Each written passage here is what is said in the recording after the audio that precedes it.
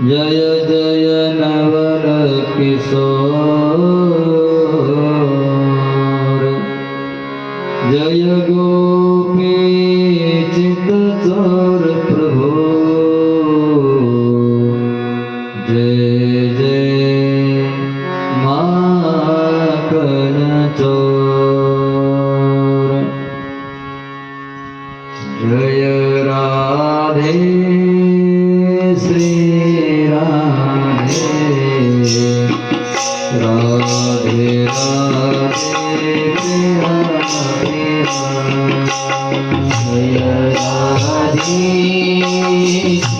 राधे श्री राधे राधे राधे प्रिया प्रिया जय राधे श्री राधे राधे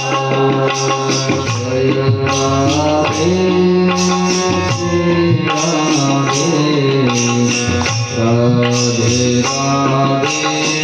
प्रिया प्रिया जय राधे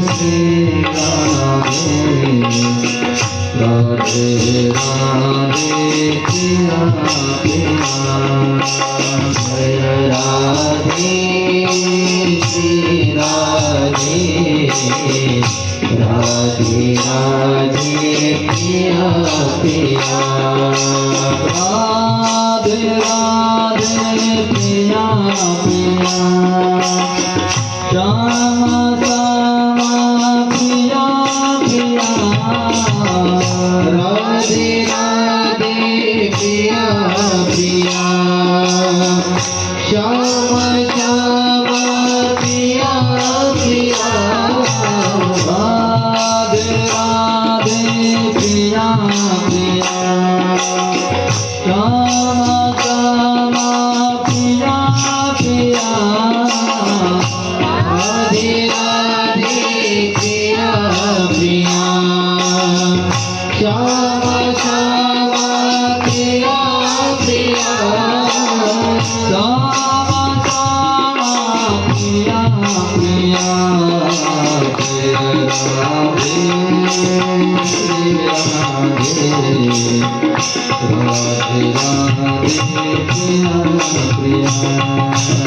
जय राधे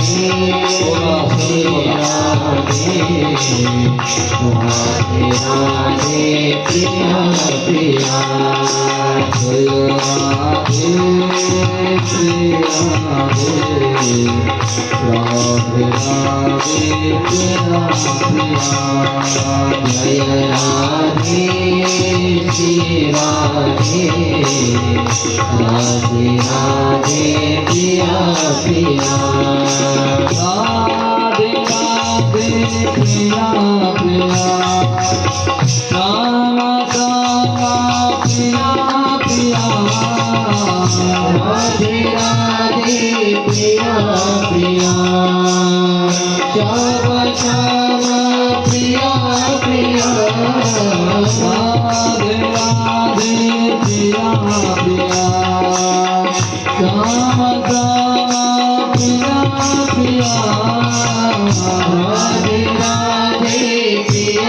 प्रिया श्याम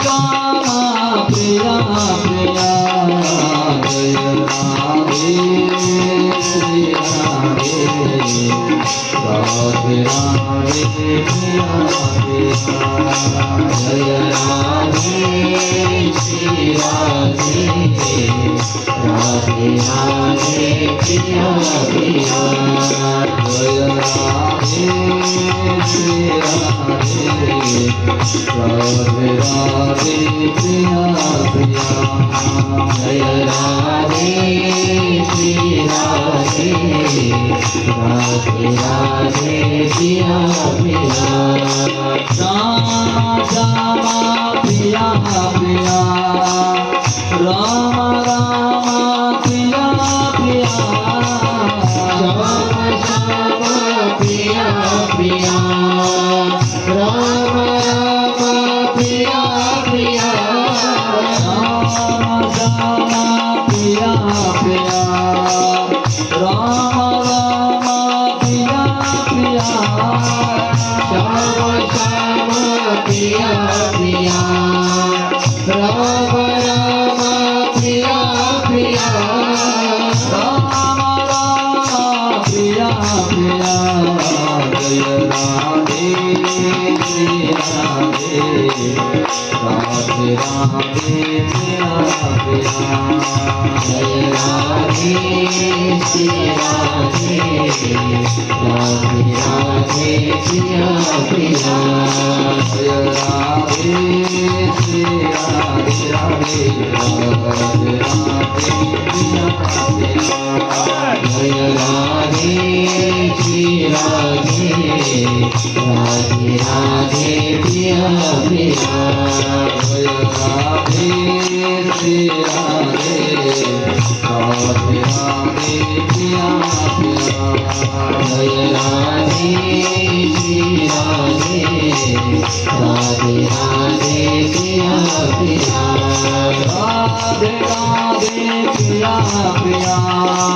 राधे राधे प्रिया प्रिया श्याम श्याम प्रिया प्रिया राधे राधे प्रिया प्रिया श्याम श्याम प्रिया प्रिया राधे राधे प्रिया प्रिया श्याम श्याम प्रिया प्रिया राधे राधे प्रिया प्रिया श्याम श्याम प्रिया प्रिया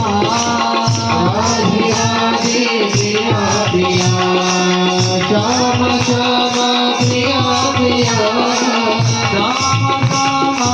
प्रिया प्रिया जय राधे श्री राधे राधे राधे राधे प्रिया प्रिया जय राधे श्री राधे राधे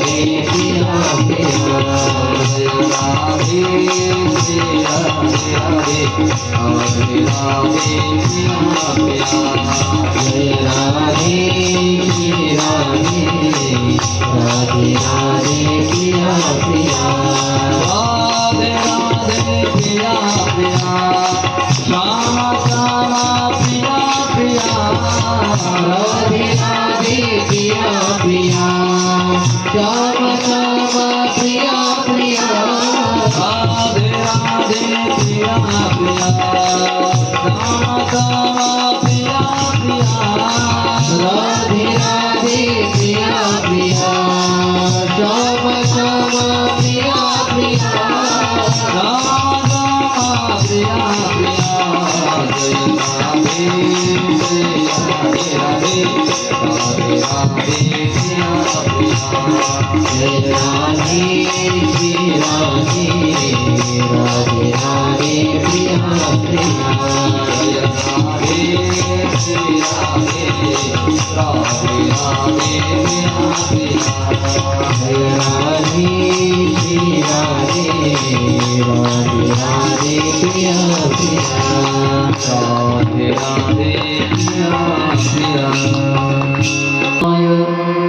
वयं नुमः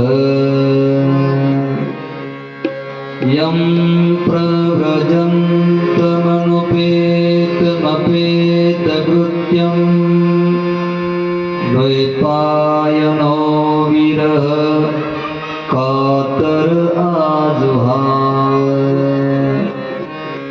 पुत्रेति तं मायतया सर्वो विनेदो तं सर्वभूतहृदयं मुनिमानतोऽस्मि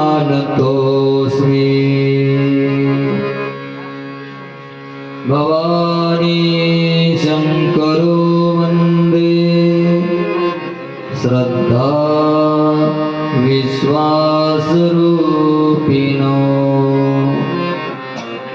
याभ्यां विना न पश्यन्ति सिद्धा स्वान्तस्थमीश्वरम् वन्दे बोधमयं नित्यं गुरुं शङ्कररूपिणम् यमाश्रितो हि वक्रोऽपि चन्द्रः सर्वत्र वन्द्यते कर्पूरगौरं करुणावतारं संसारसारं भुजगेन्द्रहारं सदा वसन्तं हृदयारविन्दे भवं भवानी सहितं नमामि गुरुर्ब्रह्मा गुरुर्विष्णुः गुरुर्देवो महेश्वरः गुरु साक्षात् परब्रह्म तस्मै श्री गुरवे नमः बोलिए सद्गुरु भगवान की जय हनुमान जी महाराज की जय शुकदेव भगवान की जय ओम नमः पार्वती पतये हर हर महादेव भगवंताच्या परम कृपाशीर्वादाने गेली आज 6 दिवस होत आहे भगवान दत्तात्रयांच्या भगवान शंकरांच्या आणि अंबिका देवीच्या प्रांगणामध्ये भगवंताची कथा श्रीमद भागवत महापुराण त्यामध्ये यथामती यथावकाश हरीची कथा अनंत आहे हरी अनंत आहे जेवढी कथा आहे जेवढा हरी आहे तेवढं वेद बोलू शकत नाही शारदा नाही आणि जेवढा वेद बोलला तेवढं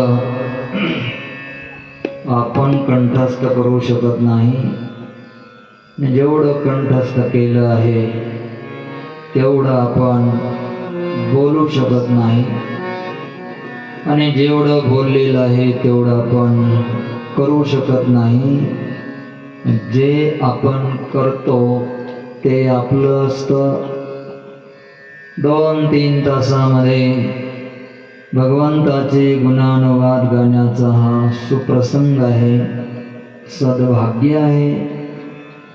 आयोजक जुगधर परिवाराने ही कथा आयोजन केली आणि ती आता उत्तरायणाकडे चाललेली आहे.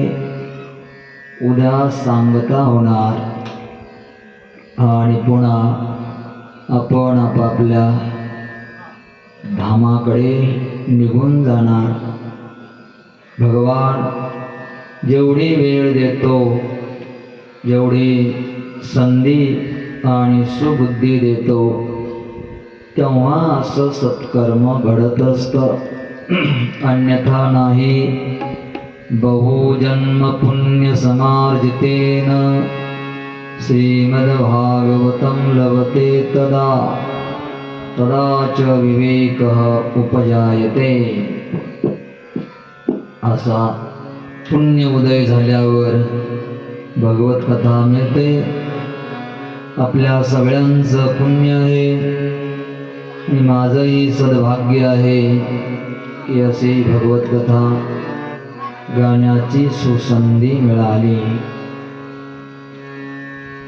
चला आपण भगवान कृष्णाचा काल जन्म पाहिला. थोडक्यामध्ये भगवान कृष्ण जन्माला आले ते मथुरामध्ये बंदीखान्यामध्ये जन्माला आले. भगवान श्रीकृष्णाच्या पहिले त्यांचे सख्खे भाऊ देवकीचे पुत्र 6 कंसाने मारले. दुष्ट होता, क्रूर होता कंस. देवकीने बाळाला समोर पाहिलं, थरथर कापू लागली. अरे लाला, तुझ्या बंधूंना माझ्या बंधूने मारलेलं आहे. तुला कुठे लपवावं, आता काय करावं? चिंता पडली देवकीला आणि सहज बोलली, सोडा सोडा मिठी, लपवा लपवा जग जेठी, जने कंसासी कळेल माझ्या बाळासी मारिल. तेव्हा कृष्ण म्हणले, अगं आई, तू घाबरते झाला. वसुदेवजी घाबरले होते. मी परमात्मा आहे, एक काम कर, मला इथून घेऊन गोकुळाला चला पिताजी. वसुदेवजी म्हणले, अरे लाला, इथून तुला घेऊन जाणं एवढं सोपं नाहीये. माझ्या पायामध्ये बंधन, हातामध्ये बंधन, दरवाजे बंद आहेत, बाहेर रक्षपाळ आहेत. अशा अवस्थामध्ये तुला नेणं कठीण आहे, नाही नेऊ शकत तुला. भगवान म्हणले, पिताजी, फक्त मला नेण्याची इच्छा करा. इच्छा केल्याबरोबर तुमचे सगळे बंधन समाप्त होतील. असं म्हणल्याबरोबर या वसुदेवाने इच्छा केली की बंधन समाप्त होतात. पुण्याची इच्छा केली, बंधन खतम. कोणतंही पुण्य काम असू द्या, फक्त इच्छा करायची, मी हे करणार आहे, मी हे करणार आहे, हे सत्कर्म करणार आहे, अशी इच्छा आली की मार्ग मिळत राहतो. या कथेचं आयोजन करण्याची इच्छा झाली. जुगधर सरांना मंडळीने साथ दिली. इच्छा झाली की मार्ग आहे पुढं. जसं वसुदेवाने इच्छा केली, बंधन संपले. आपल्यालाही जर इच्छा झाली की आपण आता भागवत कथा ऐकली आहे, मांसाहार आधी सोडून द्यायचा आणि माळ घालायची आहे तर रस्ता मिळेल. जर इच्छा झाली नाही तर मग पुढचा अवघड आहे. उचलिला कमळापती पायीचे बंधने गळती. उचलला, घेतला डोक्यावर, हळूहळू हळू चालले आहे. दरवाजा उघडला गेला. बाहेर पाऊस पडत होता. मंद मंद पडे पाऊस, श्री छाया दरी शेष. आणि आज म्हणलं पाऊस कसा काय आला आज, तर त्याचं कर्तृत्वच आहे ते की कृष्ण जन्माला आल्यावर पाऊस पडत होता म्हणून त्याने हजेरी दिली की काना आलेला आहे, तर आपणही गैरहजर का राहावं, म्हणून तो आला. हळूहळू पाऊस पडत आहे. यमुना मैयाला पूर आला. शेष नारायणाने छाया धरली. हजारो फणा मागून केलेला आहे आकाशातून. वसुदेवाला माहितच नाही. डोक्यावर कृष्ण, मागे शेष नारायण फणा घेऊन छत्री धरली. चालले गोकुळाकडे. यमुना पाशी गेले. यमुना मैयामध्ये पाय टाकल्याबरोबर यमुना वरवर अशी येऊ लागली. गुडघ्यापर्यंत पाणी आलं, कमरेला पाणी लागलं, नाभीपर्यंत आलं, छातीला पाणी आलं, गळ्यापर्यंत वसुदेवाचं पाणी आलं. कृष्णाच्या लक्षात आलं, जर का मी या यमुनेला दर्शन नाही दिलं तर ही माझ्या बापाला बुडवेल. म्हणून पाय काढला, यमुनेला स्पर्श केला. यमुना झर दिसे खाली उतरली.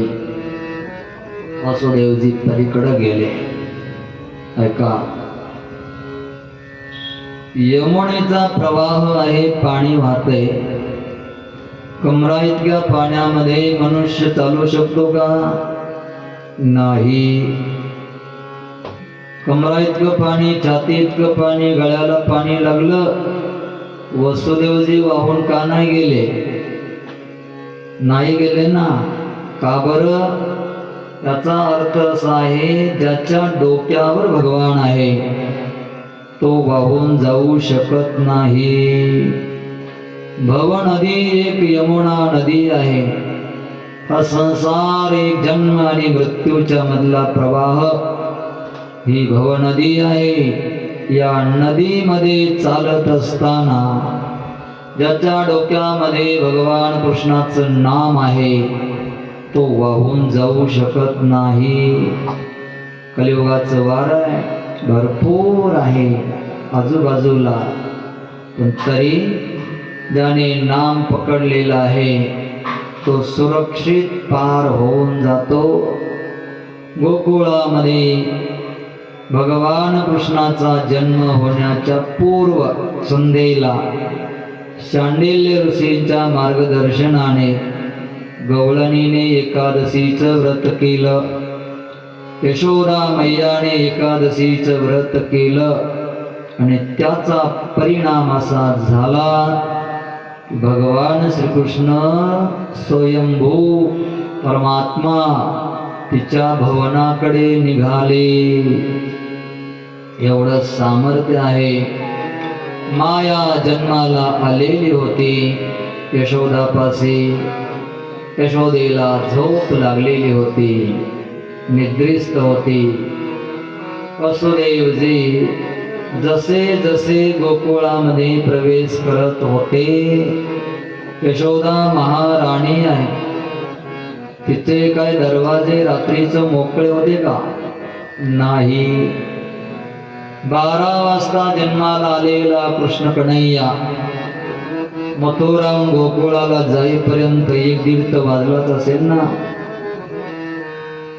दरवाजे बंदच असणार, उघडलेले नव्हते. मग ज्या दिशेने वसुदेवजी चालले आहे त्या दिशेने दरवाजे उघडायचे आणि ज्या दिशेला जायचंय त्याच दिशेचे दरवाजे उघडायचे. 4 दरवाजे लागले, 3 बंद आहे, एक पटकन उघडायचा. तिथून वसुदेवजी जायचे, पुढे गेले, जो उघडा आहे त्याने शिरायचे. शयनागार आहे यशोदेचं, तिथपर्यंत वसुदेवजी पोहोचले.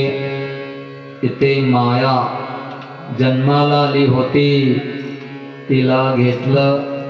हृदयाचा तुकडा भगवान कृष्णाला वसुदेवाने तिथं ठेवलं. बघा कशी दया आहे. आपला लाला जन्माला आलेला, तप केलेलं, त्याला दुसऱ्याचं स्वाधीन केलं आणि ती माया घेतली. वापस मथुरेला आले आणि तिथे यशोदा मैया झोपलेली होती. नंद बाबा गायीची सेवा करायला गेले होते. नंदाच्या स्वप्नामध्ये देव आला होता. स्वप्नामध्ये देवाचं दर्शन होतं. 4 वेळेला देवाचं दर्शन होतं, जर भक्ती चांगली असली तर.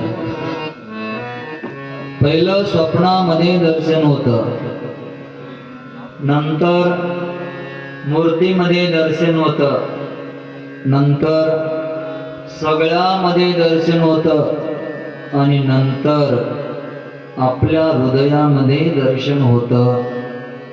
जर चांगली भक्ती असली तर आपल्याला पहिलं दर्शन स्वप्नामध्ये. सद्गुरूचं दर्शन झालं, माऊलीच्या समाधीचं दर्शन झालं, ज्ञानेश्वरी वाचण्याचं दर्शन झालं, तर समजायचं आपली भक्ती चांगली आहे. आणि जर का स्वप्नामध्ये दुसरं चित्र विचित्र आलं तर समजायचं आपली भक्ती चुकलेली आहे. जर स्वप्नामध्ये देव आला, सद्गुरू आले, तर श्रेष्ठ ज्येष्ठ संतांना सांगितलं चालतं, पण अनधिकारी माणसांना सांगायचं नाही.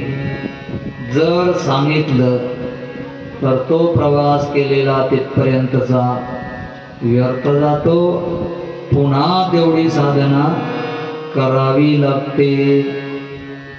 स्वप्नामध्ये भगवान दिसले. नंद बाबा उठले, गायीची सेवा करायला गेले. इकडे रोहिणीने पाहिलं, यशोदेच्या जवळ चंद्रासारखा प्रकाश दिसला. आली पाहते तर लाला आहे. यशोदा, अरे बघ तुझ्यापाशी कोण आहे, कोण आले जन्माला. पाहिलं यशोदाने उठून तर लाला जन्माला आला. रोहिणीला आनंद झाला, यशोदेला आनंद झाला. रोहिणी पळाली नंद बाबाकडे. नंद बाबा गायीच्या गोठ्यामध्ये आहे. गेली, बाबा बाबा, यशोदा मैया ने पुत्र रत्न को जन्म दिया है, बधाई हो बधाई हो. जसा हा शब्द ऐकला तस नंद बाबाने गळ्यातला हिरे माणिक मोती सोन्याचा हार काढला आणि त्या रोहिणीला दिला. पाहता पाहता गोकुळामध्ये वार्ता पसरली की कृष्ण कन्हैया लाला जन्माला आला आहे. ज्यांनी ज्यांनी ऐकलं सगळ्या गवळणी पळाल्या, माणसंही पळाले, गोपाळही पळाले. नंदाच्या दारावर गर्दी झाली. काही गवळणी शृंगार करू लागल्या, काही गवळणी सहज ऐकल्याबरोबर हातातलं काम सोडलं आणि तशाच पळाल्या.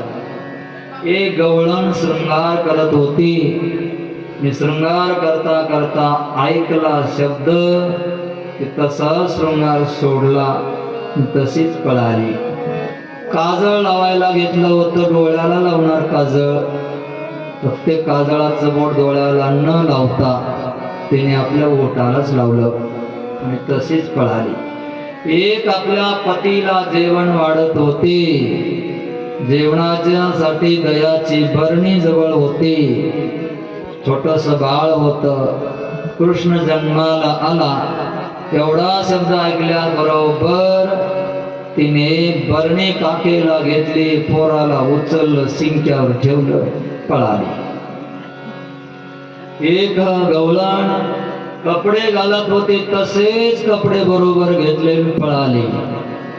डोंगरे महाराज चिंतन करतात. गवळणी शृंगार करणाऱ्या होत्या आणि शृंगार केला पाहिजे. देवाला आपण प्रिय वाटावं म्हणून शृंगार करायचा आहे. 16 प्रकारचा शृंगार गर्ग संहितामध्ये वर्णन केला. पायामध्ये जोडवे, घोट्यापाशी चैन, हातामध्ये अंगठ्या, बाजूबंद, हातामध्ये कंगण, कानाला इथे सगळं 5 ठिकाणी अलंकार. इथं छिद्र, इथं छिद्र, इथं इथं इथं आणि इथून पुन्हा इथं सोनं, पुन्हा इथून इकडं केसापर्यंत. हे गवळणीचा शृंगार, इकडं शृंगार सगळा. हे सगळं कमराला करधनी. 16 प्रकारचा शृंगार केलेला.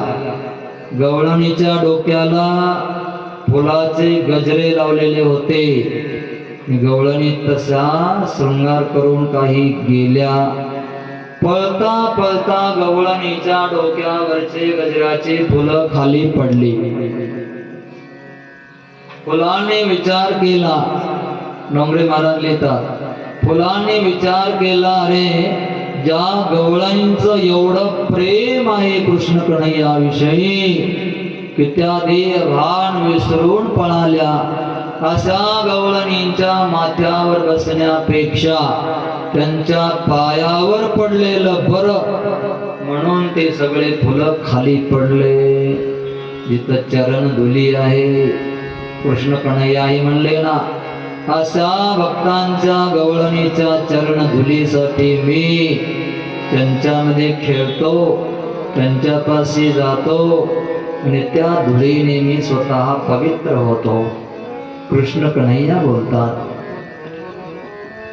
पादरेणु हो, आणि त्याने माझं जीवन धन्य धन्य होतं. असे कृष्ण कन्हैया, अशा भक्त परमहंस गवळणी सगळा घेर घेतला. सगळ्यांनी दही दूध काहींनी आणलं, नंदाला पहिलं पकडलं, काहींनी दूध डोक्यावर टाकलं, काहींनी दही टाकलं. नंद बाबाला गोपाळांनी आंघोळ घातले. बाबा, आज तुम्हाला पुत्र झालेला आहे. सगळं स्वच्छ केलं, शरीर पितांबरने सवला, पितांबर ओढला, डोक्यावर जरीची पगडी घातली. नंद बाबाला काजळ लावला, सोन्याच्या पाटावर बसवलं. बाबा, आज काय तुमची इच्छा आहे? नंद बाबा म्हणले, जेवढा माझा धन कोश सोनं चांदी भंडार आहे ना, त्या सगळ्यांचा दरवाजा मोकळा करा. मला दान द्यायचं आहे. दान दिलं पाहिजे. पुत्र जन्माच्या प्रसंगाला दान द्यावं. पुत्राच्या लग्नाच्या वेळेला, कन्याच्या लग्नाच्या वेळेला दान द्यावं. दान देण्याची पद्धती आहे. जो दान देतो ते दिलेलं दान त्याला पुढच्या प्रवासामध्ये 10 पटीने कामाला येतं आणि मग पुढे तो श्रीमंत असा घराण्यामध्ये जन्माला येतो. आणि जिथे जन्माला आला तिथे त्याला यश येत राहतं. सत्पात्र दानात भवेत् धनाढ्यः, धनाढ्य भावात प्रकरोति पुण्यं, पुण्य प्रभावात पुनरेव दाता, पुनरेव धनाढ्यः. दान दिलं तो धनाढ्य होतो. तो आणि धनाढ्य झाला पुन्हा दुसरा जन्मामध्ये धन प्राप्त होतं. दान देत राहतो. म्हणून मला दान द्यायचं आहे. अशा ठिकाणी दान द्यायचं. घरी दान दिल्यापेक्षा गाईच्या गोठ्यामध्ये दान दिलेलं 10 पटीने श्रेष्ठ आहे. गाईच्या गोठ्यापेक्षा जिथे सरोवर आहे त्या ठिकाणी जाऊन दिलेलं दान 10 पटीने श्रेष्ठ. त्यापेक्षा नदीच्या किनारी दिलेलं दान 10 पटीने श्रेष्ठ. पुनश्च त्यापेक्षा पर्वताच्या शिखरावर जाऊन दिलेलं दान 10 पटीने श्रेष्ठ. त्यापेक्षा जिथे औदुंबर आहे, तुळशीचं झाड आहे, बेलाचं झाड आहे, अशा ठिकाणी दान दिलेलं 10 पटीने श्रेष्ठ. पुन्हा जिथे औदुंबर, बेलाचं झाड, तुळशी आणि महादेवाचं मंदिर आहे, अशा ठिकाणी दिलेलं दान 10 पटीने श्रेष्ठ.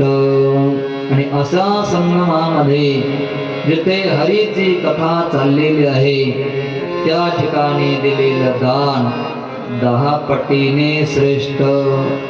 पुन्हा जिथे भगवान कृष्ण साक्षात जन्माला आला, त्यांची भक्त जन्माला पहिले आले, म्हणजे ते नाम चालू आहे, अशा ठिकाणी दिलेलं दान 1000 पटीने श्रेष्ठ आहे. म्हणून नंदबाबाने दान द्यायला सुरुवात केली. आणि जिथे भगवत कथा चालू असते त्या भगवत कथामध्ये अन्नदान, प्रवक्त्याला दक्षिणा दान देणं हे 10 पटीने श्रेष्ठ आहे, असं शिव महापुराणामध्ये वर्णन केलं. कारण कथामध्ये सगळे महाकुंभमेळे येतात. कथेमध्ये पुण्य पर्व काळ येतात. कथेमध्ये जेवढं काही पुण्य जगामधलं करण्याचे साधन आहेत ते सगळे कथेमध्ये येतात. आता महाकुंभमेळा झाला का नाही? कुठं झाला? प्रयागराज. प्रयागराजला महाकुंभमेळा झाला. त्या कुंभमेळ्यामध्ये काही माणसं गेले असतील की नाही? आपल्या गावातले इथं आलेले माणसं कोण कोण गेलंय? जरा हात वर करा बरं. हा, एकच मागे आहे 4 जण. वा वा, 4 आणि 1 5 आणि मी 1 6. 6 माणसं गेलेत 50 माणसापैकी. बाकीच्यांना काय झालं? बाकीचे का नाही गेले ना? काय अडचण होती? म्हणजे पैसा लागतो. आतापर्यंत कमावलेला पैसा का गेला? महाकुंभमेळा 144 वर्षानंतर आला. तर काही हरकत नाही, नाही जाणं झालं तुम्हाला या कुंभमेळ्यामध्ये. आता पुढं जेव्हा 144 वर्षानंतर येणार आहे त्यावेळेला तरी जा, तेव्हा तरी संधी सोडू नका. मला नाही जाता आलं यावेळेला कुंभमेळ्यामध्ये काही हरकत नाही. पण कथेमध्ये कुंभमेळा आहे. पुण्य पर्व काळ तीर्थे सकळ. पुण्य पर्व काळ तीर्थे सकळ. पुण्य पर्व काळ तीर्थे सकळ. पुण्य पर्व काळ तीर्थे सकळ. पूर्व पुण्य काळ तीर्थे सकळ. पूर्व पुण्य काळ तीर्थे सकळ. पूर्व पुण्य काळ तीर्थे सकळ. पुण्य पूर्व काळ तीर्थे सकळ. कथा सिंधू जळ नाऊ येते. कथा सिंधू जळ नाऊ येते. कथा सिंधू जळ नाऊ येते.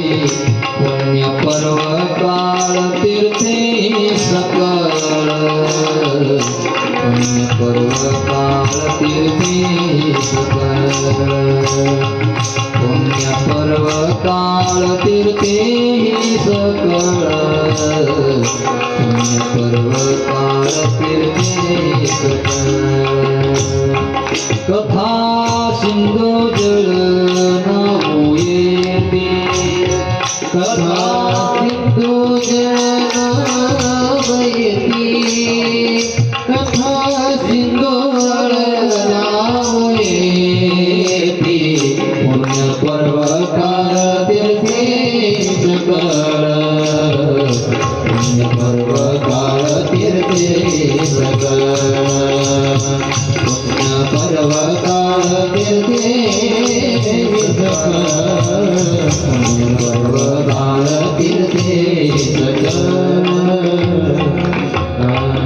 जिथे कथा चालू आहे त्या कथेमध्ये असे कुंभमेळे पवित्र होण्यासाठी येतात, पुण्य पर्वकाळ येतात. म्हणून नाही त्या कुंभमेळ्यामध्ये जाता आलं तर कथारूपी सिंधू यामध्ये यायचं आणि पवित्र होऊन जायचं. असे ज्याची कथा एवढी महत्वाची आहे तो जिथे जन्माला आला अशा वेळेला नंद बाबाने दान द्यायला सुरुवात केली. गवळ आणि गोपाळ प्रसन्न झाले. भगवान श्रीकृष्ण हळूहळू मोठा होऊ लागला, रांगू लागला. रांगत असताना गवळणीच्या घरी जायचा. गवळणींना काहीतरी मागायचं, दही दूध लोणी जे खायचं आहे ते द्या. ऐका, भगवान श्रीकृष्ण या धरतीवर आले आणि 125 वर्ष राहिले. गोकुळामध्ये 11 वर्ष राहिले, मथुरामध्ये 14 वर्ष राहिले आणि द्वारकामध्ये 100 वर्ष राहिले. 11, 14 प्लस 100 125 वर्ष कृष्ण कन्हैया राहिले. यामध्ये कृष्ण कन्हैयाने 3 ठिकाणी लीला केल्या. गोकुळामध्ये केली, पुन्हा मथुरामध्ये लीला, पुन्हा द्वारकामध्ये लीला केली. 3 ठिकाणी लीला केल्या. गोकुळामधले जे लीला आहे बालपणची 11 वर्षाच्या आतली लीला आहे. त्या 11 वर्षाच्या आतमध्ये गवळणीशी खेळणं बोलणं. गवळणींचं तर अतिशय प्रेम भगवान कृष्णावर होतं. त्यात म्हणायच्या त्यक्त बांधवा पती सुतान्वय त्यक्त बांधवा. लाला आम्ही तुझ्यासाठी पती पुत्र बांधव सगळा परिवार सोडला रे. याची आवडी संसार तेजी लागे माये. या लालाच्या आवडीमुळे आम्ही सगळा संसार सोडला. लोक परिवार कोणाची लाज लज्जा ठेवली नाही. केवळ आम्हाला कृष्णच दिसत होता आणि दिसत आहे म्हणून सगळं सोडायचं सामर्थ्य आलं. प्रेम जर जबरदस्त असेल, विशेष असेल तर माणसाला बाकीच्या गोष्टी सहज सोडता येतात. आणि प्रेम जरा कमजोर असेल तर सोडण्यासाठी मनुष्य जरा विचार करतो. गवळणीने काही विचार केला नाही, मीराबाईने काही विचार केला नाही. राजाने सांगितलं, मीरा या दरबारामध्ये जर तुला साधू संतांच्या मंडळीमध्ये नाचायचं गायचं असेल तर इथं तुला राहता येणार नाही. दरबार सोडावा लागेल. मीराने सहज उत्तर दिलं, राजन मी दरबार सोडायला तयार आहे, पण भजन आणि साधू संग मी नाही सोडू शकत. तुझा दरबार तुला मुबारक. आणि निघाली ना मीरा. प्रेम असेल जबरदस्त तर बाकीच्या वस्तू सहज सोडता येतात. एक कन्या आहे, बापाच्या घरी राहते, तिला दोन गोष्टी आवडतात. एक दही आवडतं खाणं, रोज संध्याकाळ सकाळ दही लागतंय, आणि एक पिक्चर पाहणं आवडतंय. बालपण संपलं, लग्न झालं, पतीच्या घरी गेली, 2-3 वर्षांनी सुंदर बाळ झालं. 5-6 महिन्याचं बाळ झालं असताना बाळ आजारी पडलं. डॉक्टरकडे गेली. डॉक्टरनं सांगितलं, ताई तुम्हाला मुलगा पाहिजे असेल तर दही खाणं सोडावं लागेल. ती म्हणली काय हरकत नाही. औषध घेतलं, घराला आली, जेवणाची वेळ होती, दह्याची भरणी, चांगलं दही लावलेलं होतं, सुंदर असं लाल लाल दूध झालेलं, तापलेलं पिवळं दूध, साई आलेलं दही होतं. पोराकड पाहते, दह्याकड पाहते, खाऊ का नको, खाऊ का नको. सांगा, दही आवडत नाही का? दही आवडतंय. दह्या विना जेवणच करत नव्हती. दही आवडतंय, पण जर तिनं दही खाल्लं तर तिला बाई म्हणावं का? खाईल का दही? हा, लक्षात येते ना मी बोलले? पोरग आजारी पडलं, डॉक्टरने सांगितलं जर खाल्लं तर पोरग राहणार नाही. शानी बाई दही खाईल का? नाही. आणि जर खाल्लं तर काय म्हणावं तिला? वेडी हळद म्हणावं, काय म्हणावं? दही खाणार नाही का? दही आवडत नाही का? दही आवडतं, पण जेवढं दही आवडतं त्याच्यापेक्षा 1000 पटीने मुलगा आवडतो, म्हणून दह्याचा सहज त्याग आहे. पिक्चर पाहणं आवडत नाही का? आवडतंय, पण त्यापेक्षा पती आले जेवायला वाढ, पिक्चर पाहत बसली होती, लगे उठली जेवायला वाढलं का? पिक्चर आवडतो पण पतीपेक्षा नाही आवडत. म्हणजे आवडीने, आवड जर असेल ना तर कोणत्याही वस्तूचा त्याग करता येतो. गवळणीने त्याग केला, प्रेम होतं शुद्ध प्रेम, अतिशय उच्च कोटीचं प्रेम. नारदाला म्हणावं लागलं, नारदाने 84 सूत्र लिहिले. नारद भक्ती सूत्र आहे, जगप्रसिद्ध आहे, अतिशय सुंदर आहे. त्याच्यामध्ये नारदाला विचारलं भक्ती कशी करायची. नारदाने उत्तर दिलं, यथा व्रज गोपिकानां, यथा गोपिकानां व्रज गोपिकानां.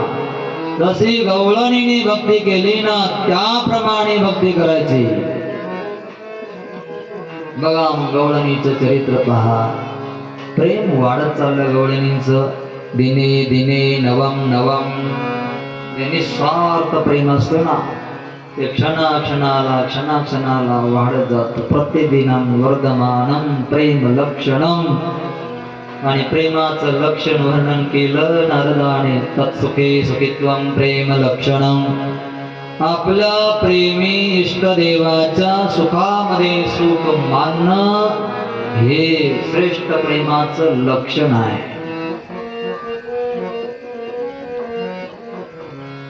देवाचं पोट दुखत होतं एकदा, औषध काय देवा सांगा ना. देव म्हणले, नारदजी, जो माझा प्यारा भक्त असेल त्याच्या पायाखालची धूळ मला खायला दिली तर माझं पोट राहील. पण अडचण हे काय नारदा, ज्याच्या पायाखालची धूळ मी खाणार आहे त्याला नरकाला जावं लागणार आहे, हे त्याला सांगावं लागेल आणि मग ती धूळ आणायची. नारद म्हणले, देवा तुमचे हजारो भक्त आहेत, कितीतरी भक्त आहेत तर तुमचे. गेले मथुरामध्ये, एकही भक्त असा सापडला नाही. द्वारकामध्ये गेले, 16,108 स्वतःच्या पत्न्या प्रेम करणारे आहेत. तिथं गेले, सगळ्या राण्या आल्या, घेराव घातला. नारदजी, देव कसे बरेत का? नारदजी म्हणले, देव चांगले आहेत, पण एक अडचण आहे. काय? पोट दुखतंय देवाचं. अरे औषध असे वैद्य केले सगळं, औषध आहे ना. जो कोणी प्रेम करणारा भक्त असेल त्याच्या पायाखालची धूळ देवाला खायला दिली तर पोट राहणार आहे. लगेच रुक्मिणीने पायाखालची धूळ काढले, पुडीमध्ये बांधली, नारदाच्या हातात दिली. नारद म्हणले, स्वारी रुक्मिणी, सांगायचं राहिलं हे काय आहे? ज्याच्या पायाखालची धूळ खाणारे देव त्यांचं पोट राहणार आहे, पण तो भक्त नरकाला जाणार आहे. रुक्मिणी म्हणली, पहिलं पुढे इकडं, एक क्षणभर मी देवाला सोडून राहू शकत नाही नारदजी, आणि मी नरकामध्ये जाणार, जमणार नाही. सत्यभामा, कालिंदी, जांबवती सगळ्या महाराण्या थोड्या थोड्या माग सरकू लागल्या की कोणी द्यायला तयार नाही. तेच नारदजी गोकुळामध्ये आले. गवळणी पळतच आल्या, सगळ्यांनी वेळा घातला. गवळणी म्हणल्या, देव बरेच लावले, चांगले आहेत, एक अडचण आहे. म्हणजे काय अडचण आहे? देवाचं पोट दुखतंय. राधा म्हणले, का औषध असेल ना? आहे राधा, काय औषध आहे? पायाखालची धूळ देवाची भक्ताची खायला दिली देवाला तर देवाचं पोट राहणार आहे. पण राधा, ज्याच्या पायाखालची धूळ देव खाणार तो नरकाला जाणार. राधा म्हणले, किती वर्ष नरकाला जाणार आहे? नारदजी म्हणले, ती गंती नाही सांगितली देवाने, पण नरकाला जाणार आहे. राधा म्हणते आहे, देवा, नारदजी, देवाचं पोट जर राहत असेल ना तर मी करोडो जन्म नरकात जायला तयार आहे. हे माझ्या पायाखालची धूळ आणि ते देवाला. त्याला म्हणतात प्रेम, त्याला समर्थ प्रेम म्हणतात. असं प्रेम करणाऱ्या गवळणी होत्या, म्हणून म्हणावं लागलं ना त्यांना. ज्या वेळेला कृष्ण कन्हैया, तर पुढं चरित्र येणार आहे, त्यात शिवाय क्षणभर राहत नव्हता कृष्ण. सकाळी उठलं की निघाला तिकडं, रात्रीचं चिंतन, दिवसा चिंतन. गवळणी विना क्षणभर राहिला नाही. गोपाळात कमी राहिला, पण गवळणीमध्ये जास्त राहिला. शृंगार केलेला होता एकदा यशोदा मैयाने, आणि परिपूर्ण झालेला शृंगार परिपूर्ण आहे. यशोदा थोडीशी कामामध्ये रंगली, लाला असं पटांना सोडलं. रांगत होता तेव्हा, रांगत रांगत रांगत तो जरा बाहेर खेळत असताना, आई माझ्याकडे लक्ष देत नाही. अरे हिच्यासाठी मी इथं आलो आणि हे कामामध्ये आहे. मी वचन दिलं होतं तुझा मुलगा होऊन येईल, बाळ होऊन येईल, त्याप्रमाणे मी आलो. शतरूपा ज्या वेळेला होती, मनु शतरूपा, सुतपा कृष्णी अवतारामध्ये इथं आलो आणि कामामध्ये रंगलेले आहे. चला, आपलं काही इथं काम दिसत नाही. हळूहळू कृष्णाने रांगत रांगत बाहेर गेला. शेजारणीच्या घरी, शेजारणीच्या घरावरून पुन्हा फिरत फिरत सुकलेला वारकरी कुठं सापडत असतो? पंढरपुरात, नाही आळंदी. तसा चुकलेला देव कुठं सापडेल? डायरेक्ट राधेच्या घरी गेला. माहीतच नाही यशोदेला कुठं गेला. थोडस काम सावरलं आणि बाजूला झाली आणि पाहते तरे लाला नाही. शेजारणीकडे गेली. माझा कृष्ण देखीला काय, माझा कृष्ण देखीला काय, कोणीतरी सांगा गे सांगा, कोणीतरी सांगा गे सांगा, कोणीतरी सांगा गे सांगा. माझा कृष्ण देखीला काय, माझा कृष्ण देखीला काय, कोणीतरी सांगा गे सांगा, कोणीतरी सांगा गे सांगा, कोणीतरी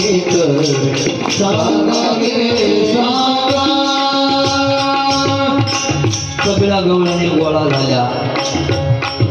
अरे कुठं सोडला होता तू? अगं इथंच अंगणामध्ये होता, इथं सोडला. आणि तू काय करत होते? अंगणी रागत होते मुलं, विसारवित होते चुल, पाहोनी कैसी भुल पडलेली कोणीतरी. सांगा गे सांगा कुणीतरी, सांगा गे सांगा कुणीतरी, सांगा गे सांगा. कसा होता तुझा कृष्ण? माथा शोभे पिंपळ पान. वा वा. पितांबर नेसवलेला होता, पित्त छगोलिया पहनारे, कमराला करगणी होती, पायामध्ये पैंजण होते, तळपायाला काळा टिक्का दिलेला होता, गालाला काळा टिक्का दिलेला होता, हा कंठ शंखासारखा होता, कानामध्ये कुंडल होते, डोक्यावर मुकुट होता, त्या मोर पंख खवलेलं होतं, पुन्हा त्यामध्ये पिंपळाचं पान होतं, नासिका पोपटाच्या नाकासारखी होते. माथा शोभे पिंपळ पान, त्याला म्हणती श्री भगवान. योगी ध्यान विश्रांती कुणीतरी. सांगा गे सांगा कुणीतरी, सांगा गे सांगा कुणीतरी, सांगा गे सांगा. एवढामध्ये राधा समोरून कृष्णाला घेऊन आले. मैया, अगं हा माझ्या घरी आला होता असे का? आणि इकडं जवळ घेतला आणि थोडस समजून सांगितलं. नाना परी समजाविते परीन राही श्रीहरी. घेई घेई राधे, असं करत जा. रोज कृष्णाला घेऊन जात जा. आंधळ्याला काय पाहिजे? हा, पाठी तरी पाहिजे ना. पण देव डोळे देतो, मग खुश आंधळ. राधा म्हणली, यासाठीच तर मी तुला प्रार्थना करायला आले होते, पण मागायच्या पहिलंच तू दिलं. रोज कृष्ण कन्हैयाला घेऊन राधा घरी जायचे. हृदय मंचकी पौडविला श्रीहरी, एका जनार्दनी हरिला भोगी राधा सुंदरी. राधे राधे श्याम सुंदरा. एक राधा आहे गवळण. सगळ्या गवळणींचं असंच प्रेम होतं. प्रेम वाढत चाललं वाढत चाललं. प्रेम वाढल्यावर काय काय होतं?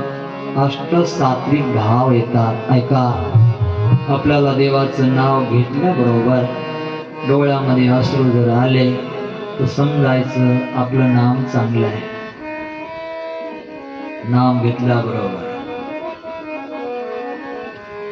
श्रीराम जय राम जय जय राम.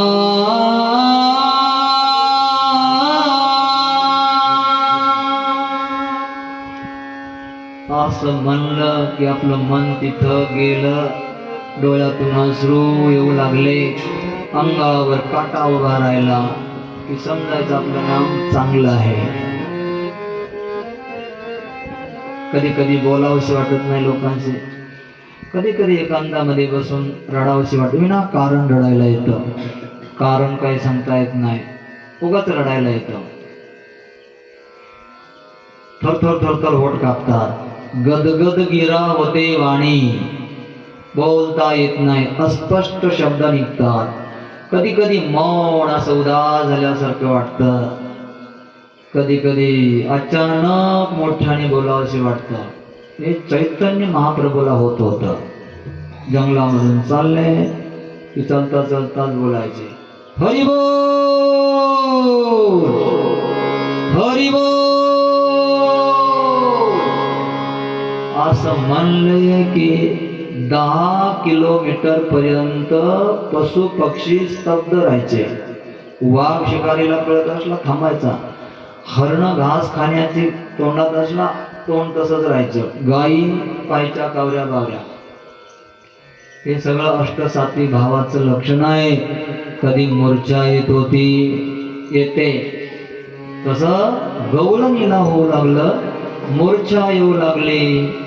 पडल्या गवळणी, काही पडले की कृष्णाने सांगितलं होतं, कोणाला अशी मूर्छा आली तर मला सूचना द्यायची, मला बोलवायला कोणाला पाठवायचं. जर बोलवायला पाठवायला नाही वेळ मिळाला तर फोन करायचा. फोन नव्हता तेव्हा. नाही फोन करता आला तर SMS पाठवायचा. SMS म्हणजे सच्चे मन से सुमिरन करो, सच्चा हृदयाने स्मरण करायचं, मी येईल. घरोघर असं होऊ लागलं. त्या वेळेला हा क्रम रोज सुरू झाला. एका सखीला मूर्छा आली, पडले. दुसरीनं कृष्णाला बोलावलं, कृष्ण आला, कानात काहीतरी सांगितलं. तिच्या सासूने पाहिलं की काय बोलला कानात. बोलल्याबरोबर तर उठली. काय बोलत असेल, काय बोलत असेल कानात, काय सांगत असेल, संशयाला. 2-3 दिवस झाले सखी सारवत होते अंगण. एवढ्यामध्ये सासूने नाटक केलं. पडायचं तर मोकळ्या मैदानात पडायचं ना, तशी नाही पडली. भिंतीला टेकन देऊन घसरत घसरत पडली. थोडासा हात असा वाजवला, काय सखीने पाहिलं, आत्या पडल्या, मूर्छा आली दिसते. कृष्णाला बोलावलं. कृष्ण आला. डोंगरे महाराज सांगायचे, कृष्णाने पाहिलं आजूबाजूला, कोण आहे? सखी म्हणली, आत्या आहेत माझ्या. हो का? जरासं हात घेतला हातामध्ये, नाडी पाहिली. कृष्ण आहे तो.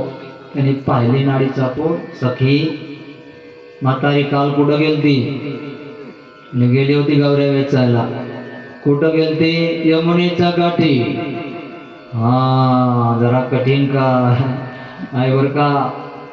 यमुनेच्या काठी पिंपळाच्या झाडावर हडळ आहे आणि ती हडळ हिला लागले. आता भूत उतरावं लागतं, काठी आण. काठी आण म्हणलं की सखीला हसायला पळाली. काठी आता आत्याचं काही खरं नाही. आणून दिली कृष्णापाशी काठी. 2-4 वेळे घातले आणि जर फोट हलवले. चिवमंतर काहीतरी बोलला, जोरात काठी कमरेमध्ये टाकली.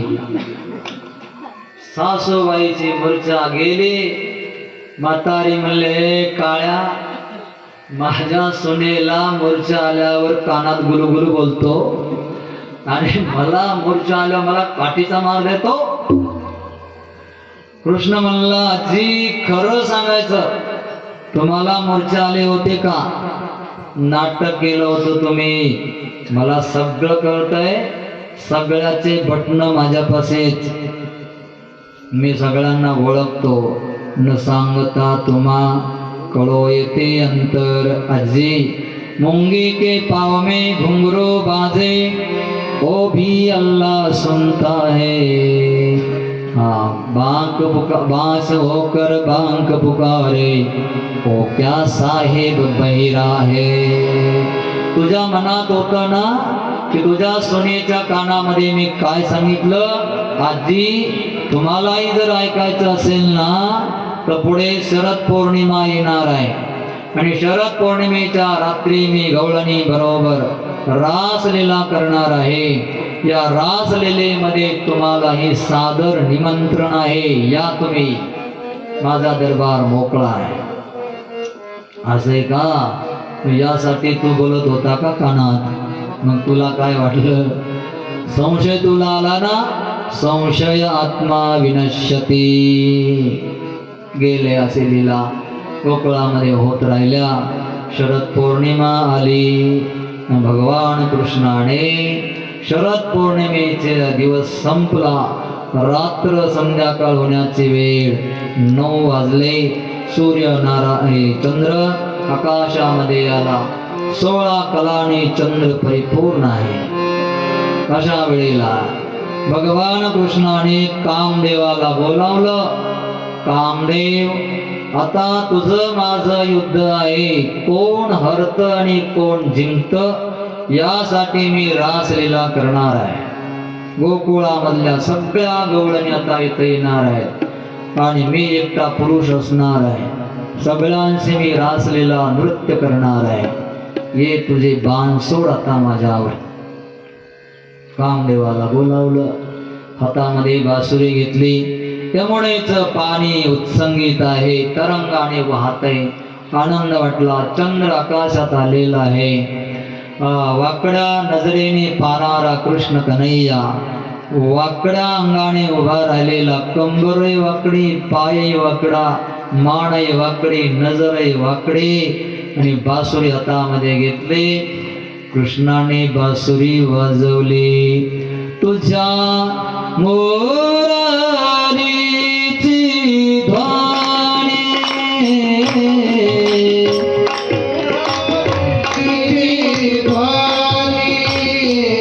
अकल्पित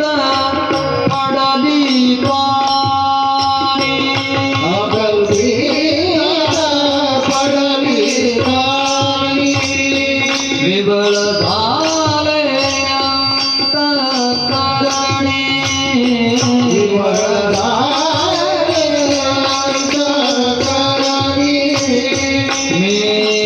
मेघदंडा विसरले.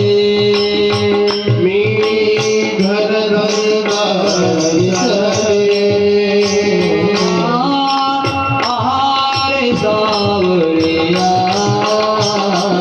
कैसे वाजवली मुरली. आहारे सावळिया कैसे वाजवली मुरली.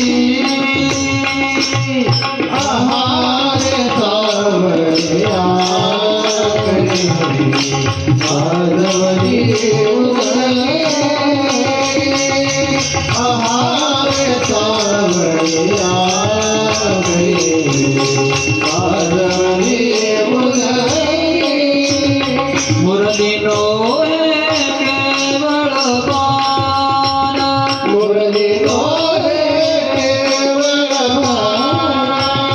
तिने हरिला माझा प्राण.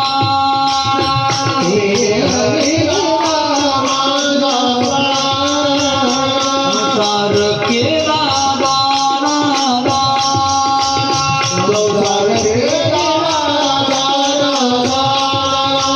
देवनी हृदयी संचरली.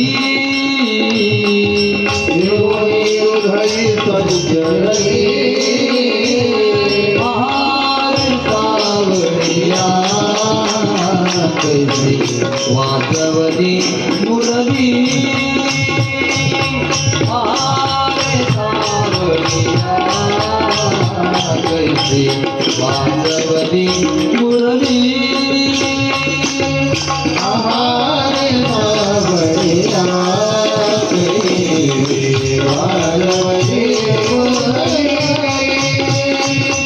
आहार सावळिया कैसे वाजवली मुरली. मुरलीचा आवाज ऐकला. सगळ्या गवळणी पळाल्या. यमुनेच्या काठी भगवान कृष्णापाशी पोहोचल्या. कृष्णाने सगळ्यांना पाहिलं आणि कृष्ण बोलले, अरे सखियो, कोणी बरोबर आणलं नाही, एकटे आलात तुम्ही.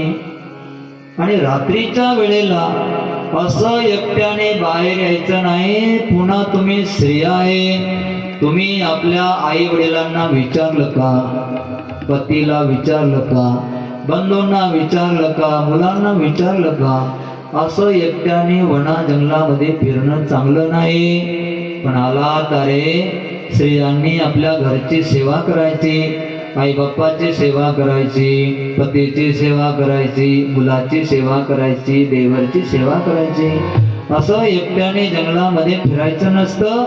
आता आलात ना तुम्ही तर एक काम करा, यमुनेचं स्नान करा, कदंबाचं दर्शन घ्या आणि माझंही दर्शन घ्या आणि लवकर घरला जा बरं का. सगळ्या गवळणी एकामेकीकडे पाहू लागल्या. अरे हा तर सगळा बदलून गेला, हा तर प्रवचन करायला. ज्ञान त्याला एवढं ज्ञान कुठून आलं? तेव्हा त्याला बोलत होता रासलीला करायची आणि शरद पौर्णिमेच्या दिवशी तुमच्या बरोबर खेळायचंय. एक होती प्रभावती, उंच कानाची होती जरा, ती उठून उभा राहिली. सगळ्या गवळणी त्याच्यामध्ये पुढं आली, पदर खवला आणि म्हणजे काय रे, काय बोलतोस तू? खरं बोलले. काय बोलतोस तू? घरला जा, पतीची सेवा करा, मायबापाची सेवा करा, बंधूची सेवा करा.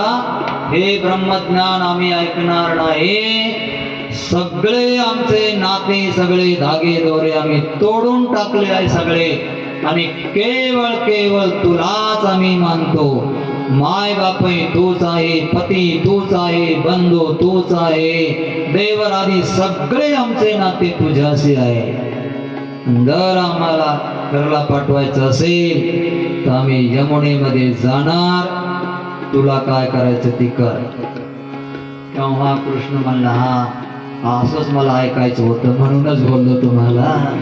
मी परीक्षा पाहिली, देव परीक्षा पाहतो. कुठे आपला धागा दोरा आहे का?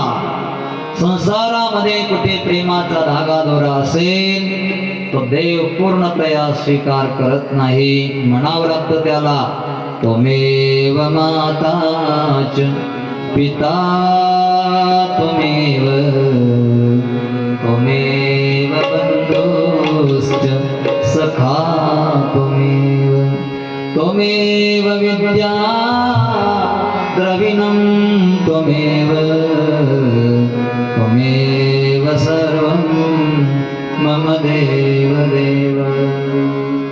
मग कृष्ण जवळ घेतो, बोलावलं सगळ्याला, या या या. अरे लाला, आम्ही एवढं घाबरलो होतो, तुझं हे भाष्य नाही कोण म्हणलं, आता हा काय आपल्याला घरला पाठवतो का काय?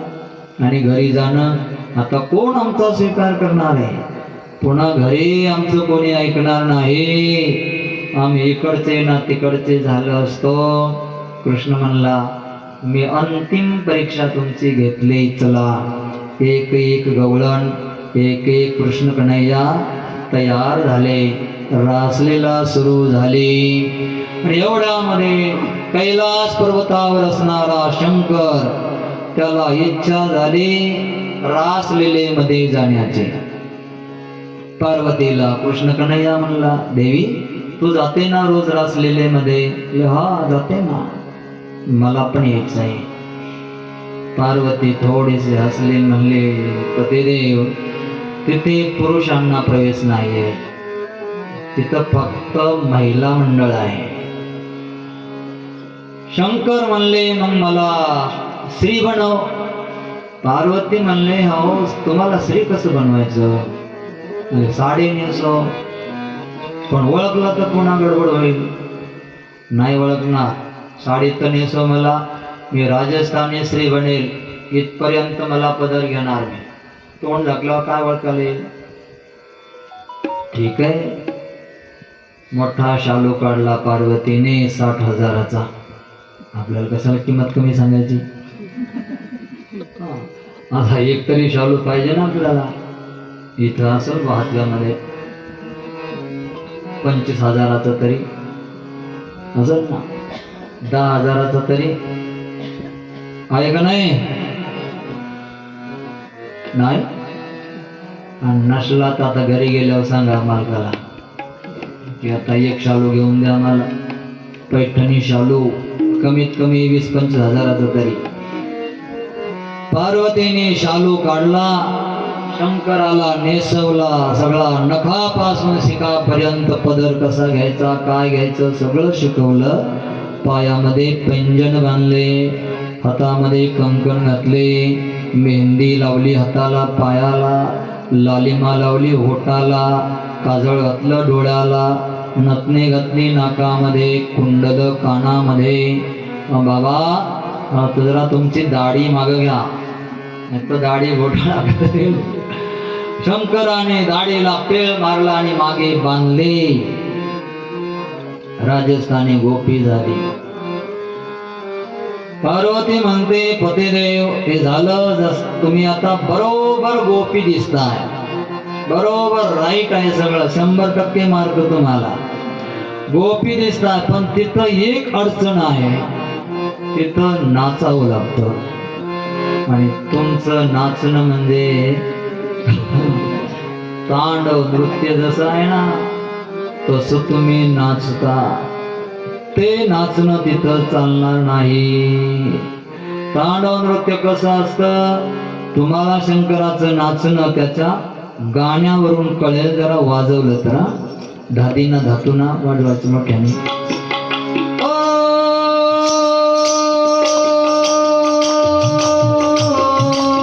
काळी काळी काळी काळी वाजवा, जोरात वाजवा काळी.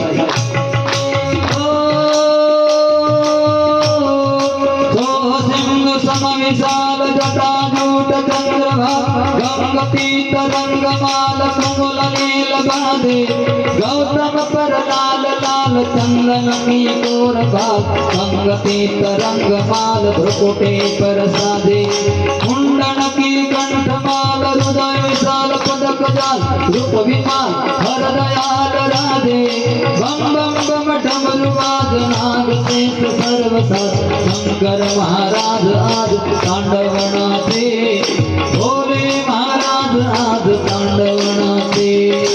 काळी काळी काळी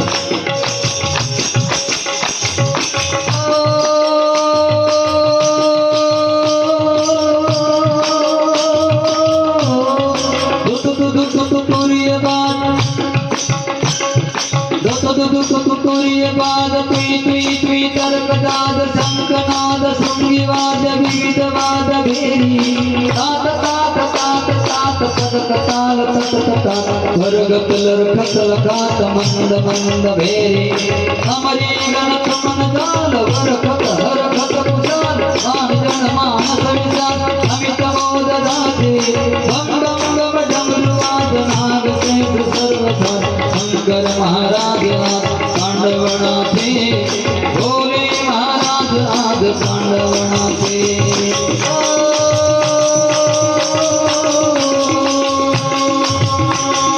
धादिलांग धादिलांग धादिलांग धादिलांग दिदिकत दिदिकत दिलांग वाद मयूर मृदंग विश्व कमर बांधे ससद ससद धगद धगद धमम कमम सदम पदम वीणाधर नारद अनुसारद आराधे तारंगर सिंह सर किन्नर अपसर गंधर्व धर्म अर्थ काम तो हर मोक्ष दाते बम बम डमरुवाद नाद वेद सर्वसार शंकर महाराज आज तांडवनाचे, भोले महाराज आज तांडवनाचे. काळी काळी काळी काळी काळी भोले महाराज आज तांडवनाचे.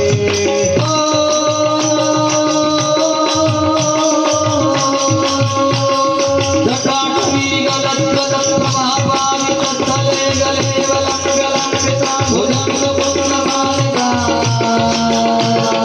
चमक चमक चमक चमन निनाद वर्ष करो प्रकार चंद तांडवं तनोतु न शिव शिवं.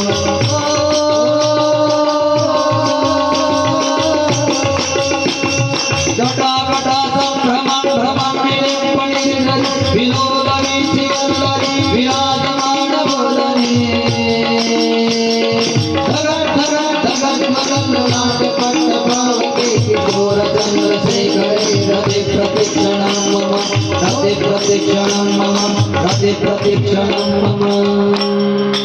वा वा तबली सरी टाळी वाजवा. असं तिथं नाचणं तुमचा अभ्यास असा आहे. आणि तिथं नाचणं मात्र रासलीला. कोमल नाचणं आहे तिथं. सगळ्या जगामध्ये कोमल असणाऱ्या स्त्रिया आणि स्त्रियामध्ये सगळ्या या मानव आणि स्त्रियामध्ये संत कोमल आहे. आणि या संतामध्ये परमहंस संत गवळणी कोमल आहे. आणि त्या गवळणीचं नृत्य सुद्धा कोमल आहे. जिथे गरबा खेळतो ना आपण, गरबा दसऱ्याच्या नवरात्रामध्ये, तसं त्यांचं नृत्य असतं. शंकर म्हणले, मग तू शिकव ना मला नाचायला. म्हणलं ठीक आहे.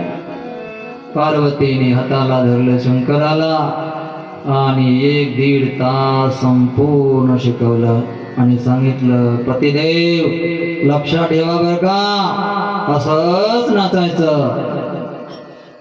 नाही लक्षात आलं. प्रत्येक गवळण म्हणते पतिदेव, प्रत्येक पार्वती म्हणते पतिदेव. आता मी शिकवलं ना, असंच नाचायचं. आणि तेव्हापासून पतिदेव असेच नाचतात. नारी विवास नर सकल गोसाई, नाच हे नट मरकट की नाही. शंकर म्हणले, पार्वती तू सांगशील तसंच मी नाचणार. आणि कलियुगामध्ये पण असं शंकर म्हणतात, तू सांगशील तसंच मी नाचणार. आलं आलं लक्षात आलं. बनवला शंकर, तयार केला. आणि पार्वती शंकराला घेऊन गोकुळामध्ये पोहोचली. तिथे रासलीला होती. आकाशातून दाखवलं, पतिदेव की बघा रासलीला चालू आहे. प्रत्येक गवळणीपाशी एक कृष्ण आहे. परत गवळण, परत कृष्ण, परत गवळण, परत कृष्ण. हजारो गवळणी तिथे एकत्र झालेल्या आहेत. आणि रासलीला सुंदर शृंगार रसामध्ये चाललेल्या आहे. सिंहासनावर बसलेला कृष्ण कन्हैया एक आहे. राधा जवळ बसलेली आहे. जसं जसं ज्याचे ज्याचे रूप असतील तसं तसं कृष्णाने रूप धारण केले. चला जायचं आता आपल्या दोघांना. पार्वती गेली, प्रवेश केला. शंकर भगवान गेले, प्रवेश केला. लगेच त्या बाजूला कृष्ण, या बाजूला कृष्ण, मध्ये शंकर गोपी, पुढे पार्वती, परत कृष्ण, या बाजूला कृष्ण. नृत्य सुरू झालं. आणि जसं नृत्य सुरू झालं, नवीन वारकरी असावा माळ घातलेली, टाळ वाजवायची हौस, पावल्या खेळायची हौस. आणि खेळायला सुरुवात केली. ती वारकरी इकडे वळाले की ते तिकडे वळणार. त्याला लक्षातच येत नाही कसं वळायचं, कोणत्या वेळेला वळायचं, कसं टाळ वाज. आपण असं करतो खाली, आपलं इथं चालतं त्याचं इथं चालतं, वर चालतं आपलं ते खाली, खाली का मध्ये का कसं. नवीन पुजारी झाला, घंटी वाजवायला लक्ष दिलं तर आरती बंद पडते. आणि आरतीकडे लक्ष दिलं तर घंटी बंद पडते. दोन्हीकडे 2-3 दिवसात लक्ष गेलं तर तोंड बंद पडतं. आता करायचं काय. शंकराचं हळूहळू तसं होऊ लागलं. पाऊल चुकू लागला. सिंहासनावर बसलेल्या राधाने पाहिलं, पतीला सांगितलं कृष्णाला की पतिदेव लाला, ते गोपी नवीन दिसते, तिचे पावलं जरा वाकडे पडतात. कोणी राक्षस तर आला नाही ना, बघा बरं जरा जाऊन. जवळ जो कृष्ण होता त्या कृष्णामध्ये सिंहासनावरल्या कृष्णाने प्रवेश केला. विशेष ध्यान दिलं. तर माणूस जर ओळखायचा असेल तर पहिले त्याचे पाय पाहावे लागतात. त्याचं आचरण चरण पाहावे लागते. हे चरण कुठले. पुण्याचे जर पाय असले तर गोरे गोरे आहेत, थोडे जरा चांगल्या पद्धतीने आहेत. मराठवाड्यामधले जर पाय असले तर थोडे काळे आहेत. आणि त्यामध्ये शेतकऱ्याचे पाय असले तर पायाला भेगा पडलेला आहेत. समजायचे हे मराठवाड्यातले पाय आहेत. आणि पुण्यातले इकडचे पाय जर असले तर थोडे व्यवस्थित आहे, पाय गोरे आहेत. समजायचं मावळ भागातले, सह्याद्रीच्या कड्यातले पाय आहेत. आणि मुंबईचे पाय का घरला आले आणि पायातले त्यांनी सॉक्स काढले की अशी घुरट घाण वास येते, समजायचे मुंबईचे पाय आहेत. इथं आले असले तर क्षमावर सॉक्स घालायचे लय हौस. पुन्हा ते मुंबईचं वातावरण सगळं घाम अंग येतं आणि तिथं सवय घाम येतो म्हणून इथं पावडर मार बचतभर, इथं पावडर मार, इथं सगळं पांढरं करून घे, इथं कर, डेअरीला पावडर मार. आणि घाम आला की ते मग काय करणार, सगळे पणारे वाट चाललेले आणि वाळून गेलं की घुरट घाण येते. कुत्र्यांना जर वास घेतो तर कुत्र मरल, एवढी घुरट घाण वास येते. समजायचे हे पाय मुंबईचे आहेत. शंकराचे पाय कृष्णाने पाहिलं, हे पाय तर इथले नाही, इथली माती लाल आहे, गोकुळामधली हिरवी आहे, पांढरी आहे, यापैकी इथली माती इथं पायाला लागलेली नाही. हे पाय बर्फेली प्रदेशामधले आहेत. ओळखले पाय बर्फेले प्रदेशामधून आलेले पाय आहेत, मऊ आहेत, गोरे आहेत. इथं आले नेमकं कोण असेल? खेळता खेळता वेडा मारायला, एक चक्कर मारायला जे येतं ना गरबा, इकडं इकडं करतात, हळूच कृष्णाने पदर ओढायचा, झटका द्यायचा, एक झटका, एक वेळा मारला झटका द्यायचा. शंकर रंगले रासलेले मध्ये झटका मारता मारता पदर इथला इथं, इथला इथं, इथला इथं, डायरेक्ट खांद्यावर आला. डोईचा पदर आला खांद्यावरी, डोईचा पदर आला खांद्यावरी,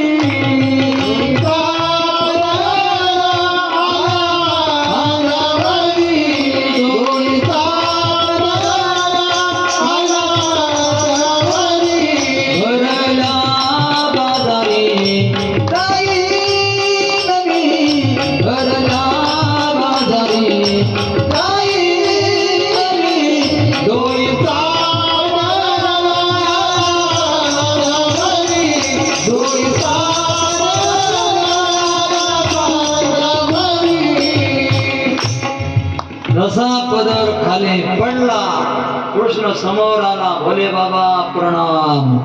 इकडं कुठं, आजूबाजूला सगळे महिला मंडळ आहे.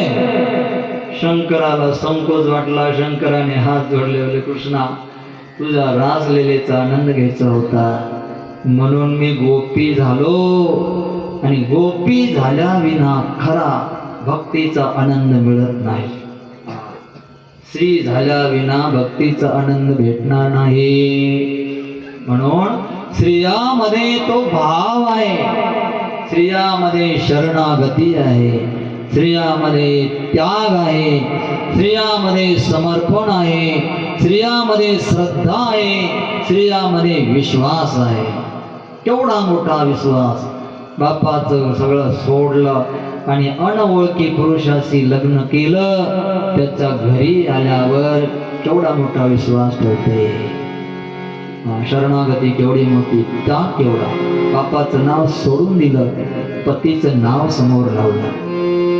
विश्वास आहे केवढा, श्रद्धा ही केवढी मोठी, शरणागती केवढी मोठी आहे.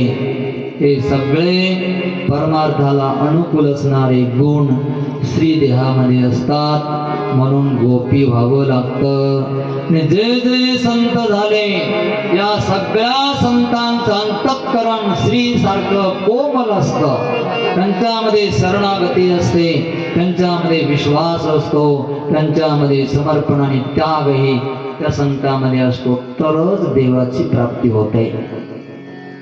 पुरुषामध्ये अहंकार असतो, पुरुषामध्ये संशय असतो, स्त्रीमध्ये संशय नसतो, बिलकुल नाही. अहंकार पुरुषामध्ये अति, संशय अति असतो.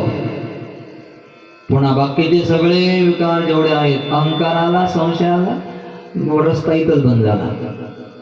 अहंकार आला की माया येऊन पाठ थापटते, वा बेटा तू माझं गिरायक आहे, तू तिकडं नादी लागू नको देवाच्या, तू आता मायेचं बिराड घेऊन असंच राहा. अहंकार आला की वायाला गेला, आणि अहंकार गेला तुका म्हणे देव झाला. अहंकार गेला तुका म्हणे देव झाला. म्हणून कृष्णा तुझी रासलीला पाहायला आलो. गोपाल कृष्ण कन्हैयाने भोळ्या शंकराला सांगितलं की भोले बाबा तुम्ही आता इथेच गोकुळामध्ये राहा.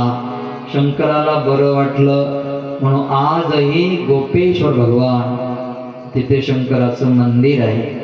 गोकुळाला कधी गेलात, वृंदावनला कधी गेलात तर अवश्य ते मंदिर पहा. रासलीला संपन्न झाली. तदनंतर यज्ञ पुरुष जे आहे यज्ञ नारायण, त्या यज्ञाचीही यज्ञ पत्निया ब्राह्मण पत्निया त्यांच्याशीही मुलाखत कृष्णाची होते.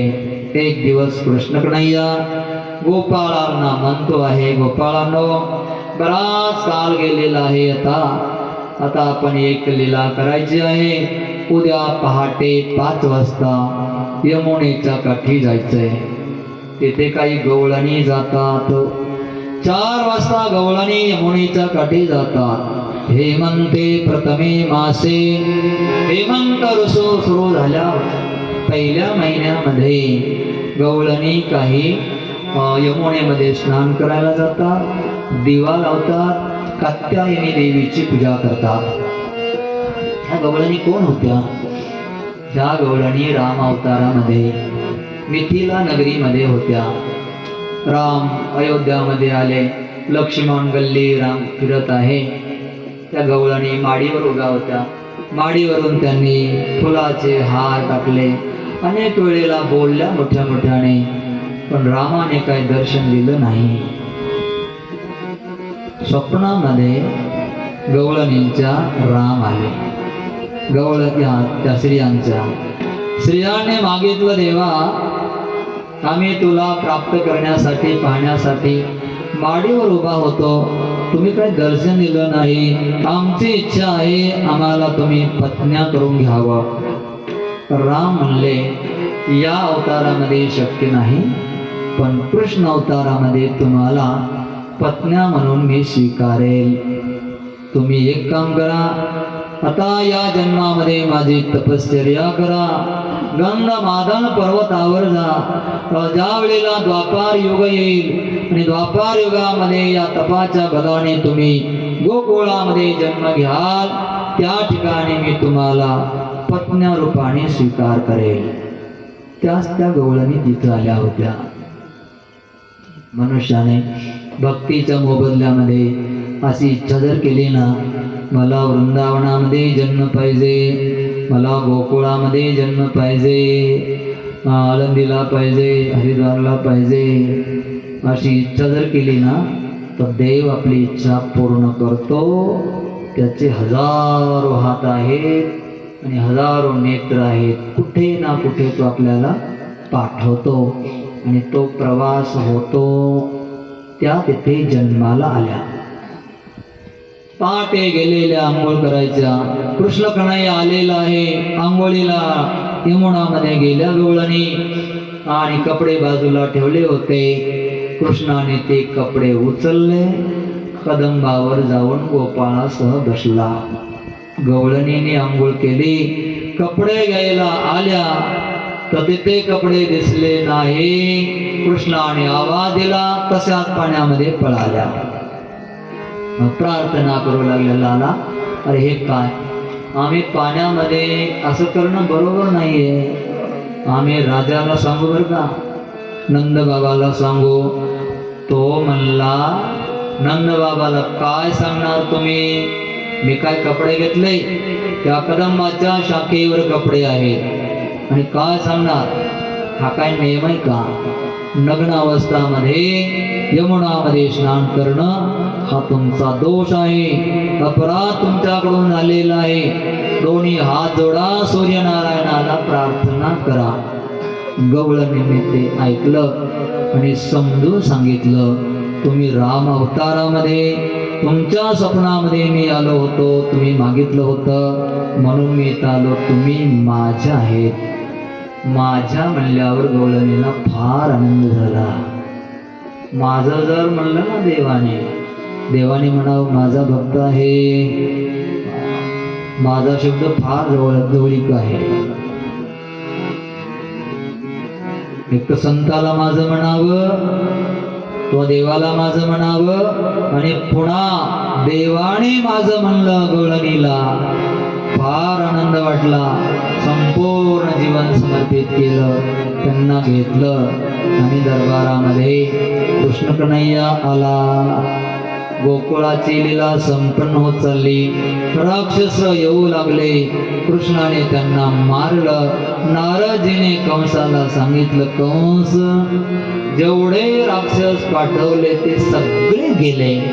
आता एक काम कर, यज्ञाचं निमंत्रण दे गोकुळामध्ये. त्या निमित्ताने कृष्णाला इकडं बोला. इथे कृष्ण आला की मग त्याला इथे पैलवाना बरोबर कुस्ती खेळायला लाव. हत्तीच्या द्वारे त्याला चंगरून टाकलं तरी चालेल. मार. इथं शत्रूला मारायचं असेल तर हाच उपाय आहे.